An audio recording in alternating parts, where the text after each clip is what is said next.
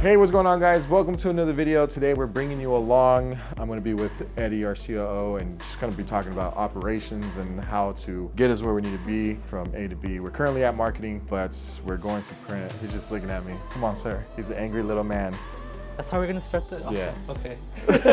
Actually, this is Vanessa. You probably see in the background. I heard that your dad watches my YouTube videos. He does. Your Instagram.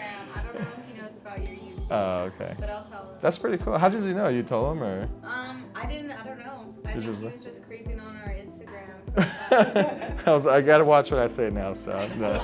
That's pretty cool, though. That's 2 more parents added this month to my line. He hasn't ate, so. I haven't ate, so I'm gonna be I honestly, I looked up, I thought it was 11:30. It's 4 p.m. by the way. It's 4 p.m. Day passed by super quick. Couple of things we ran into. What did we run?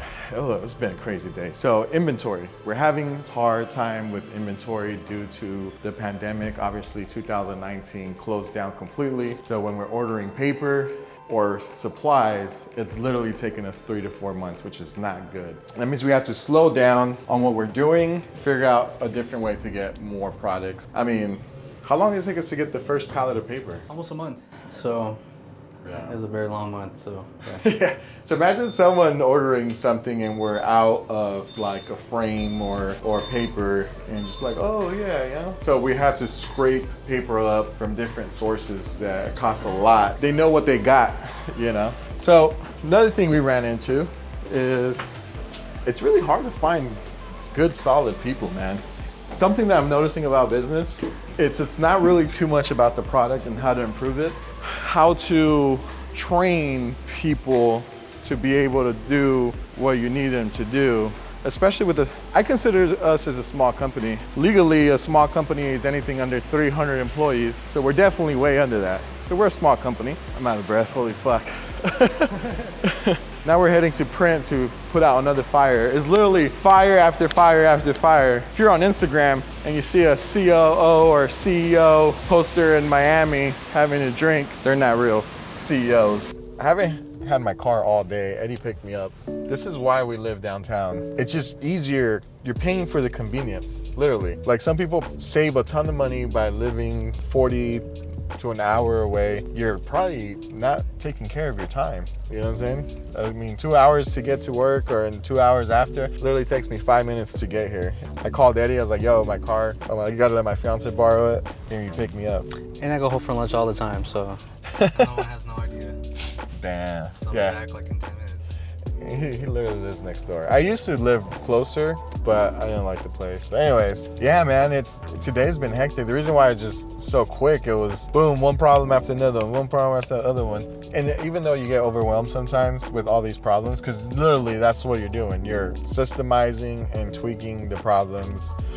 I think at this point, we're just going to really refine everything we're doing. It's getting too hectic. We're growing too fast. What we started doing, and I'm gonna share this with you guys, this is a golden nugget. We're paying somebody to consult our business and give us little tips and tricks that are gonna help us. They said, instead of just hiring people straight out and then figuring out it don't work, do 1099 interviews. Or what are you calling them? We're calling them workday workshops, pretty much. Workday workshops? Or workshops. Workshops. Paid workshop. So you come in for a day and we pay you for the day and see if you work out. Unemployment has definitely shot up because we start to notice after a while, like these aren't the right people. So our consultant said, hey, why don't you just do 1099s for a couple of days, see if they really fit the culture. For us, it's all about the culture and as well following instructions. So we can tell right away, 2 to 3 days, we know. So that was a big gem for us that I'm sharing with you guys. If you don't have a good feeling about this or you don't know, you're kind of blurry, put them 1099. Try it out for a day or 2. Them literally coming in, working a few hours a day, you're immediately able to tell, hey, are they gonna grasp what we ask them to do immediately? Are they gonna be a good fit for our culture at the company? You know, how are they as a person? Because anybody, you know, with enough practice can ace an interview. Yep. You know, you can look up interview questions, you can practice, you can role play with your friends, prepare for the interview. But once you get actually put into a situation, that's where the real you comes out. And that's where you know if you're someone light on the resume or not. So, which happens a lot, so. Sometimes I like to just sit in Well, I see the interviews going on and I just like to pop in and I like to start conversations with them. The most random conversations possible. Like, what's your favorite soda? What do you do for fun? Really, you don't do nothing? Or if they tell you they do something for fun, you really start questioning it and you really know if they do it for fun or not. I don't stick to like the questionnaire, I guess you can say. Do you still stick to it? No. The way I do interviews, I'll have 10 to 12 questions. I usually get the most insight out of the questions that are more personal. You ask them, what do you do for fun and why? You know, what are some of your hobbies? Out of your group of friends, which friend are you? You get more insight out of a person like that because they most likely haven't prepared for those type of questions versus a traditional, oh, tell me something about your last job that you didn't like. They know what to say for those questions. So. Wow. And to be honest, we don't care about your last job because our operations here is completely different. I mean, you're talking about a full-on corporate world to a smaller business that's growing quick, and the job roles that you're going to do here is going to be completely different over there. At the end of the day, you know, we want people that want to help grow the company, not people that just want to clock in and do what they're told to do and then clock out and then come clock in and then told what to do again and then they clock out. We want a lot of initiative from the person to really think outside the box. You tell us what to do. You know what I'm saying? So, yeah. One time Steve Jobs said, we don't hire smart people and tell them what to do. We hire smart people and they tell us what to do. So that's why we like hiring experts for every department, trusting them, trusting their knowledge, their creativity. That's one thing we don't do. We do not cap creativity. If I ask somebody to do something and they find a better way to do it, all praise goes to them. So yeah, it's interesting. Why does it look thinner? It's because of this right here. No, I already know what happened. It's on this side. So it's tilted this way.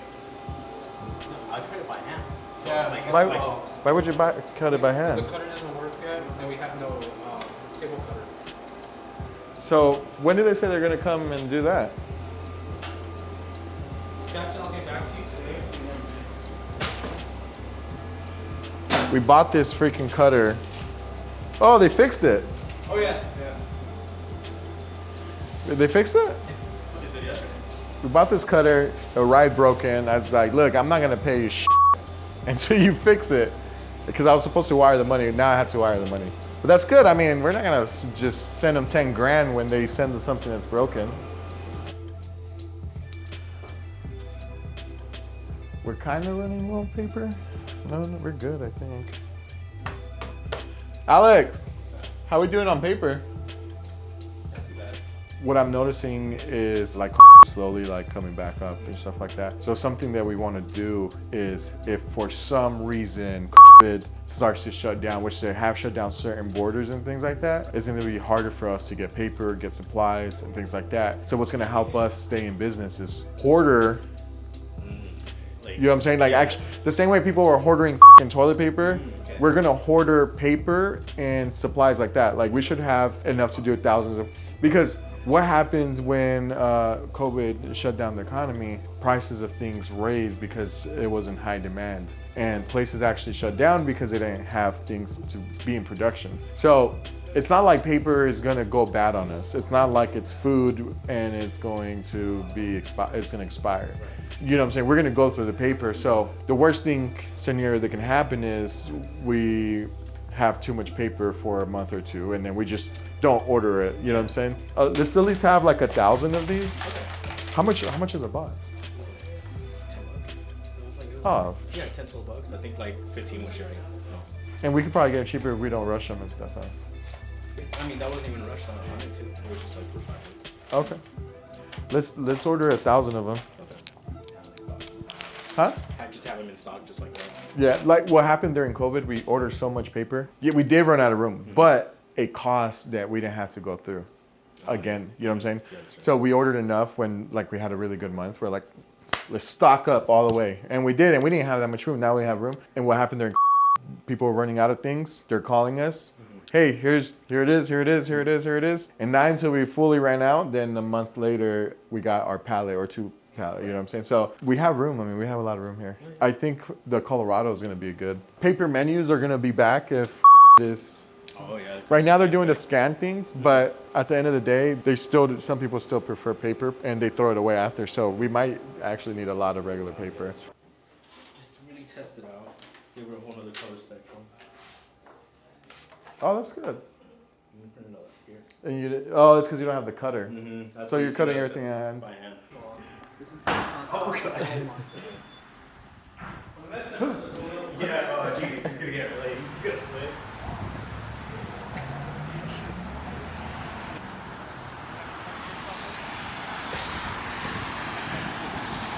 Let's see some tricks.